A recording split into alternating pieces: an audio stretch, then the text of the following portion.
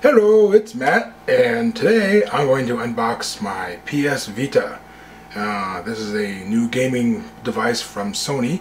It replaces the PSP, the PSP-1, the PSP-1000, the PSP Go. Some of the facts about this device: it does not have any internal storage. It does have Wi-Fi. The one I have is the $299 version, which has Wi-Fi and 3G, and it comes with a memory card.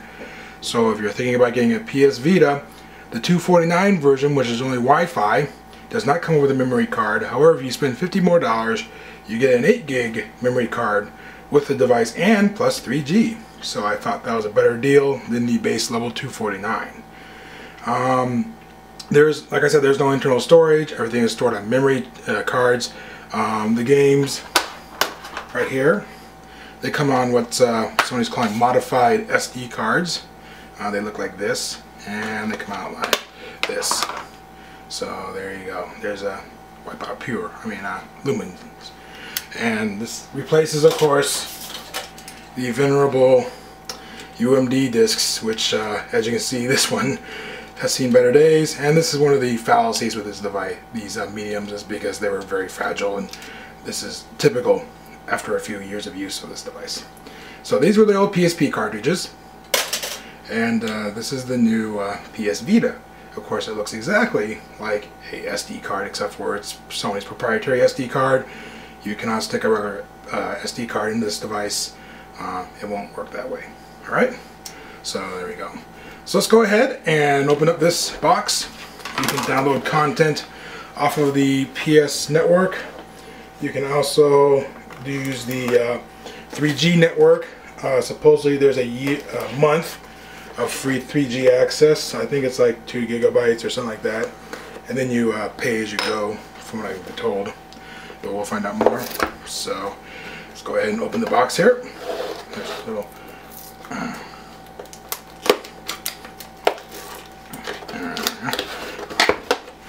And let's see what we got here. We have a lid, we have an instruction book, we have the battery charger. Now, as I understand, this device has its own proprietary plugs and so forth. So to plug into the device, you'll need the Sony cable that comes with it. However, I do believe it's you can plug it into a USB product.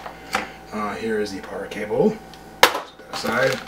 Here is a USB to proprietary Sony plug for charging and connecting to your computer. There we go. Right there. Alright. And then USB on this end. Okay. Alright. So then we have the actual device, which is over here. And see what we got in the box. We have my 8 gig memory card, which looks like this. Looks like an SD card. Looks like a micro SD card. But from what I've told, these is not your normal SD card. It's a Sony product. Alright, so there you go. And we have some literature. Let's see if there's anything important. No, here's your 3G stuff. Let me see. Information, more information. Oh, AR. Augmented reality cards, so it looks like the DS, except for the device is not in 3D, so hopefully I won't get a headache when I play my video games. Alright, and that very thin manual. Yep, manual. Alright, and that concludes the unboxing of the PSP Vita. I guess the battery's inside the device, so let's see what's up. Get this out of the way. Alright, we got the PS Vita out of its box and showed you all the accessories and so forth, like the adapter with the USB plug and the wall plug. So let's go and look at the device itself. It's about the same size as the old PSP. It's got a 5-inch screen, like I said, touch screen on the front, and you just, there you go, whee! And it's an OLED display. You really have to see it in person to appreciate the quality of the screen. Video doesn't do it justice, and a video on YouTube will even more not do it justice. Analog sticks left and right, D-pad, and of course the PlayStation buttons, and we have these shoulder buttons up here at the top, left and right, and touchscreen, of course, which is one of the most difficult things for me to get used to, because I'm used to PSP and not having anything to do with it. So when I was setting up the device, it was quite awkward where I had to actually touch the screen as opposed to wiggle the little knobs back and forth. All right. As you can see, I have a 3G version, so there's my AT&T signal with strength up there, battery power over here, and so forth. All right. On the top, we have our little ports. Now, these are some of the areas of concern I have about this device. For one, this is where the games go. And notice the flappy little plastic part. I'm not sure how long that's going to last. Here's a game. And then you stick that in there like that. All right. Just put that down, which, yeah. Over here is an accessory port for cameras and the like. It goes in there. All right. Like the PSP camera that I don't know if anybody owned. Volume up and down. Of course, the power button over here. The power button is interesting because the device takes a few seconds to power up or power down.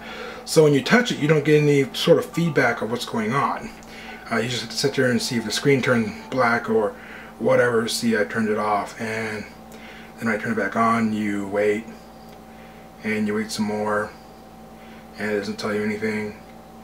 And yeah, anyways, on the bottom, this is your serial number. I've covered mine up. You have a memory port where the memory card goes, which is really, really tiny. Let me see if I can, actually, it's really difficult to get in there, actually. Hold on a second. There you go. Yikes. And that's where the memory card goes, which is a modified mini SD card. It's really small. You can barely see it in there. It just sits in there, and I don't think it's supposed to come out very often. I got the 8 gigger in there. On the bottom, we have a headphone jack and the proprietary Sony PlayStation port. Over here, on the 3G model, we have the SIM card slot, which is right up here. So you open up this little door, and you can pull up the SIM card tray, which is a regular SIM card, not a micro SIM or whatever like in the iPad 2 and the iPhone 4S and 4. This is an actual old school size SIM, and you can supposedly use it on a variety of 3G networks, but right now it's AT&T. So that concludes the physical tour of the PlayStation Vita. We're going to call it the PSP. So let's go ahead and boot this thing up, and I'm going to pause the camera, and we'll try to play. Oh, there, see, there it goes. Now it booted up fast. Sometimes it boots up fast, sometimes it boots up slow. But we're going to play Lumines here. I'm going to zoom the camera in and get a better angle, and we'll try to play. We'll try to play a video game on this. Can't guarantee you how well that's going to work. Alrighty, we got the camera rearranged, and we got Lumines. That's how you pronounce it. All set up and ready to go. So we're just going to tap it, and there we go. And this is the task manager in PS Vita. So if you want to quit something, you just go here, go, whoop, and away it goes. So that's sort of interesting. You can have multiple stuff going on over here, left and right, so it has your active tasks. That's just a keynote, so we'll just continue. And I'll go ahead and load the game. Now, mind you, I'm playing this through a monitor, so I'm not going to guarantee awesomeness, but it'll give you an idea of how the game functions. If you played Lumines in the past, it's just like the old ones. In fact, what's sort of disturbing is that the graphics are pretty crappy for the bricks on the first level. So it's like, oh, I paid how much money for this, and my bricks look like this? You'll see, they look like Venetian blinds. But once again, the no. Lumines. There, she talks. But the screen, the OLED screen, is very, very, very nice and buttery to look at. It's pretty sweet. Once again, touchscreen. I've still got to get used to that, coming from the universe of the PSP and knobs. Alright, so we're just going to go ahead and do this. My voyage. Alright. So, you can use the typical controls, and you can also use the touchscreen. And I haven't perfected the touchscreen yet. So, there you go. It's if you played Lumines once, you played it a million times. Rotate your little thingy. There you go. This is pretty humorous. Oops. There you go. There you go. Make a little block, and down like that. There you go. But as usual, the levels get harder and the bonuses are cooler, and there's a nice tune that goes along with it. Once again, it's one of those headphone games. Works best with the headphones. There you go. And I also have Wipeout Pure for this, which I will not try to demonstrate because I guarantee you I will not do as well as you would want me to during a demonstration of a video game. It pretty much involves lots of crashing. But as you can see, it's really good graphics, and you have to really see it in person to appreciate it. There you go. But this is one of many. There's Uncharted Abyss. There's of course Ridge Racer's coming out, and some other titles. They said Call of Duty is actually coming out for the PS Vita, which will be pretty neat. Maybe, depending on what flavor of Call of Duty they get. Hopefully not Modern Warfare 3, which I don't like at all. But, ooh, there we go.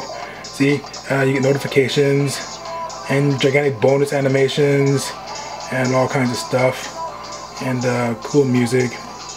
But anyways, that's the demonstration of the new PS Vita. I hope you enjoyed it. If you have any comments, let me know. I will try to respond accordingly. But yeah, I think, I mean, it is what it is. It's a portable gaming system. I buy it for the same reason I buy all portable gaming machines, to play the blocky game while I'm sitting around doing nothing, waiting for a cab or whatever. And eventually, like all things, the technology moves on, and you move on to the next platform. So yeah, it's an interesting investment, an interesting process that I go through. But there you go. Hope you've enjoyed the video, and see you next time. I'll go ahead and die so you can see me die. Oh, see, you die gracefully. All right, there you go. Have a good night.